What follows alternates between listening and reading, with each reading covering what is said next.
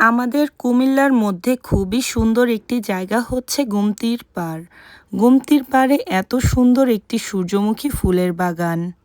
তাই চলে গেলাম সূর্যমুখী ফুলের বাগান দেখতে।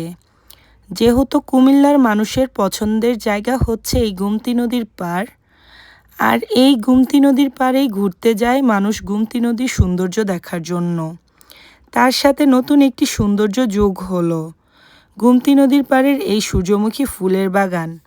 দেখেন সূর্যমুখী ফুলগুলো কত সুন্দর সূর্যের দিকে চেয়ে আছে। ফুল এমনিতেও মানুষ অনেক বেশি পছন্দ করে। ফুল আমাদের মন ভালো করে দেয়, আর ফুল ভালোবাসে না এমন মানুষ খুবই কম পাওয়া যাবে। সবাই আমরা ফুল খুবই ভালোবাসি। তো এটা কিন্তু গুমতি নদীর পাড় দিয়ে বিবির বাজার যাওয়ার আগে যে রাস্তাটা গেছে, ওইখানে গেলেই কিন্তু আপনারা এই সুন্দর সূর্যমুখী বাগানটা দেখতে পাবেন। খুবই সুন্দরভাবে ফুলগুলো ফুটে আছে। আমার কাছে তো বেশ ভালো লেগেছে। আপনাদের কাছে কেমন লেগেছে অবশ্যই বলবেন।